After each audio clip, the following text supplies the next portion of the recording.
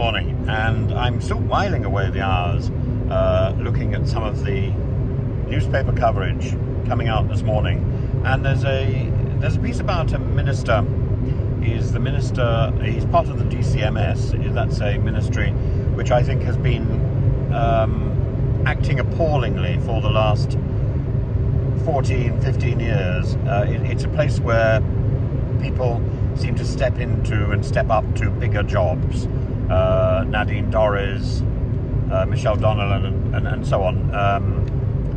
And even Matt Hancock did time in the Ministry of Fun. Peter Kyle is the Minister for Innovation, Science, Innovation and Technology, with huge offices on 100 Parliament Street and 1,700 civil servants beneath him. He was formerly a special advisor to Tony Blair, a SPAD. He's now the MP for Hove. And he's been in the job, 4 months. And for the first 3 months, his diary has been crammed with meetings with American AI firms discussing the future of AI. It's what the Daily Mail calls it, an epic lobbying campaign.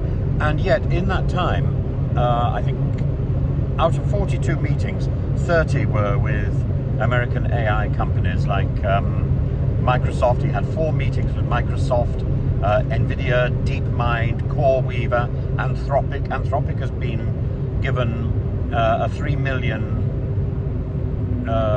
commission to introduce AI chatbots onto government sites. And Apple, Google, Amazon, Meta all seem within the first day of his arriving. And he's continued to have meetings with these people, but he doesn't seem to have had meetings with people in the creative industries that he actually represents, which seems extraordinary. When people, even in his own party, people like Alison Home, who was formerly a screenwriter, has talked about a thing called scraping the internet, which is how AI systems are trained. They pick up information from the internet, the occasional lyric from Elton John, the occasional paragraph from J.K. Rowling, and this is how they learn to write.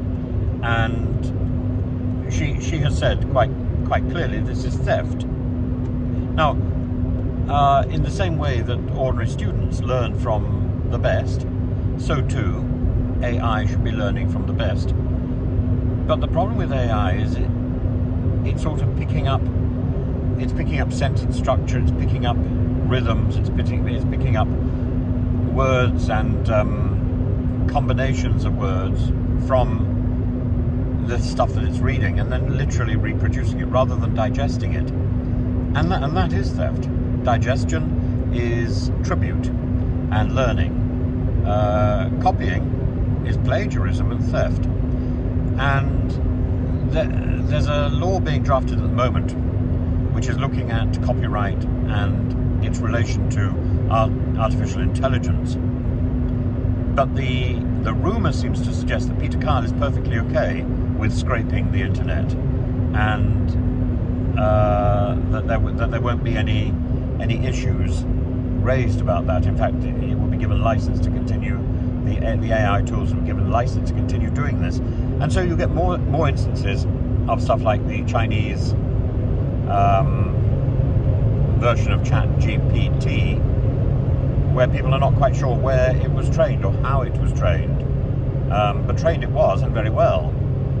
And all of this picks up on Tony Blair's mission to grasp the full opportunity of governing in the age of AI. So Peter Kyle, Tony Blair's former special advisor, is effectively Tony Blair's puppy in the new Labour government.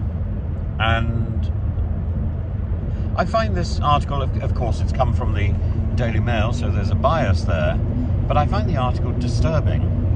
Not so much because of the bias in favour of AI, but because it reveals the complete contempt that the Department of Culture, Media and Sport, Digital Culture, Media and Sport, seems to have for the creative industries. This is something that I found in the last 6 or 7 years, and no matter how much I wrote to the DCMS, nobody was really interested. They offload serious issues onto Ofcom, which isn't equipped to handle the detail. It picks up statistics, and so there is nobody really in the government who is protecting and looking after our creative industries. And we have one of the biggest creative industry, one of the biggest creative industries in the world, and it's overseen and it's supported by almost no one in real government. And yet the AI firms, the big business firms, the big industries seem to have the open ear of any minister that they talk to. This seems fundamentally wrong. The creative arts and the creative industries need support, because our future depends on our ability to innovate, and innovation is not something done by AI. AI has to learn from the people who know. And actually, I must say, if AI is learning from J.K. Rowling, I think that's scraping the barrel a bit as well. Frankly, there are better writers than J.K. Rowling. If I were going to recommend that AI should learn something about the magical world, then I would recommend that AI reads the works of Ursula K. Le Guin rather than the derivative stuff peddled by J.K. Rowling.